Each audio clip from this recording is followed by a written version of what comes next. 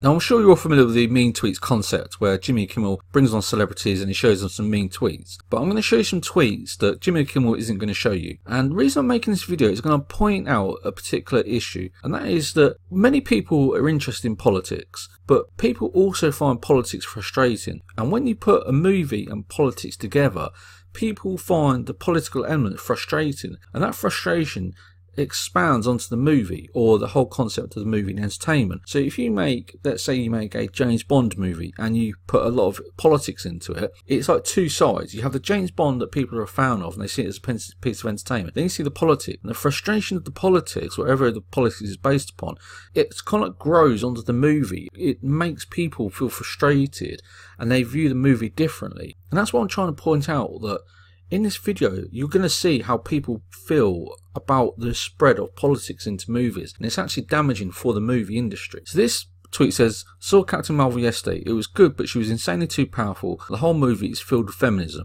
Oh god, why Brie Larson? Seriously. In the MCU direct, God, Captain Marvel 6 out of 10. That's my pick on this movie. So this seems to be a general tweet, and it's someone's complaining that it's filled with feminism, and the character also appears to be a Mary Sue. Now this one says Captain Marvel is a bold step forward for feminism. It proves women can write movies just as badly as men can. So what this tweet is saying is, just because a movie is based on a female character or has female writers doesn't mean to say it's going to be good.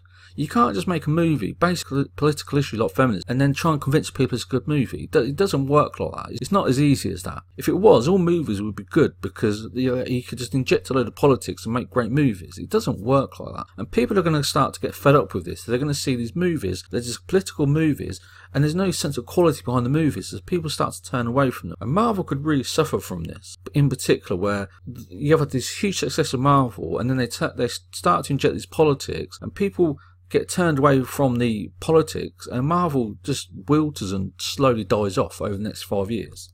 Now this one says, FUCK, the political horse shite of films that were Captain Marvel and the Ghostbusters remake. Those films were misogynistic corporate attempts at feminism. So what this tweet points out is that these companies can make movies and based on feminism and as an attempt to make money.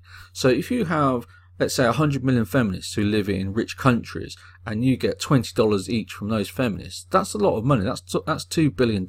So these corporations can turn feminism into a customer group and use them to make money. So they're not really doing it for the feminism. They're just doing it to try and make money. If you sat down and wrote Ghostbusters, a new story based on women, you need to question whether the producers would green light it as a new movie with female characters based on the storyline. Do they believe in the story, or are they just doing it to try and sell a product to a group of feminists to make money from them? Particularly Ghostbusters, that really backfired. But with Disney, they have the track record of Marvel to attach to Captain Marvel to make it a successful movie. Now this tweet says, if you're comparing Captain Marvel to Wonder Woman, citing that she's better than Wonder Woman, are you really for feminism? Now, I can understand both elements of this tweet, but I'm also finding this a really puzzling tweet because it's so political, motivated movie that Captain Marvel can suggest that you can't compare Captain Marvel to another female movie, which is ridiculous. So you could compare a Sylvester Stallone movie to an Arnold Schwarzenegger movie because there's no politics involved. You would just compare the quality acting, the cinematography, the special effects. But now, because there's so much politics involved, if you can compare two movies together, there's some sort of political element, as in feminism, involved. Why can't people just go to the cinema and compare the qualities of two good movies together? Why does it have to bring in feminism? And that's because of the marketing. The marketing tells us that Captain Marvel is a feminist movie, so people view it as a political agenda. And this tweet says, Captain Marvel is a scam to watch. Nothing like all Marvel has put on the screen. I'm disappointed. So there is some resentment towards Captain Marvel online. Now there is many fans, obviously. There is resentment towards Captain Marvel. This tweet is completely ridiculous. Now it's a very serious issue because you have Pakistan and India who have had some friction recently and some military fighter jets been shot down. And they're both nuclear states. They both have nuclear bombs. Very scary to some people. And there's some fans that all they're really angry about is that Captain Marvel isn't being shown in Pakistan.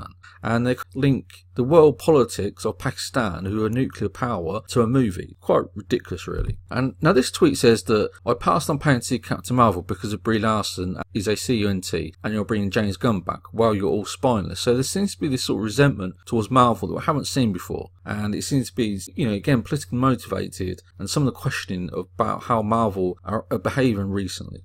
So FUCK, I'm just going to say it. Captain Marvel was not great. In fact, it was pretty stupid to me. So again, there are some resentment towards Captain Marvel. Now this one is quite funny. Holy crap, Captain Marvel was an amazing movie. Best superhero cat movie of all time. This movie points out that the best quality of this movie is of the cat. And it's really just a cat superhero movie.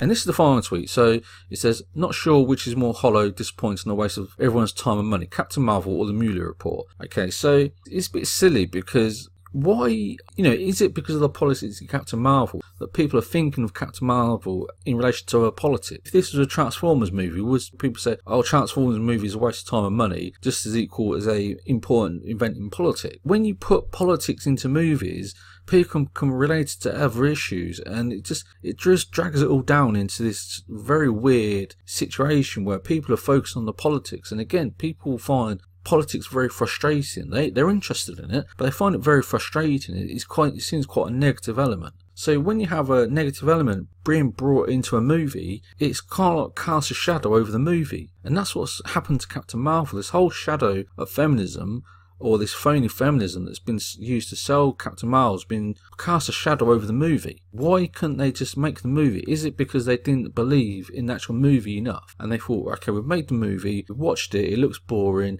The most interesting thing about it is the bloody cat. So we'll throw in some politics marketing. We'll tell people it's a feminist movie just to stir up some motivation for feminists to go and watch the movie. So we'll get 20-30 million feminists to go to watch the movie, charge them $20 each, and that will make us $400-600 million. That's how these businesses think. If they can grab a new customer base and make $300 or $400 million out of them, they're going to do that. That's what the shareholders want. So from a business point of view, it makes complete sense to try and target completely new customers. Okay, almost all the big businesses do that these days. They're constantly looking for new customers to grow. And Marvel has said that themselves. They want to grow. Instead of just making movies that can still be hugely successful, they constantly want to grow and expand. And to do that, you need to target new customers. But for me, to bring politics into it, as we've seen, can cast a real shadow over the movie. It can really backfire. So these are just some mean tweets that based on Captain Marvel that the likes of Jimmy and Kimmel are not going to show you. They're not going to try and put some real input or explanation as to what people are really thinking behind these tweets. So if you like this video, please like and subscribe. If you have any comments, whether you agree or disagree with this video, please leave them below. Again, and if you like and subscribe, please do so.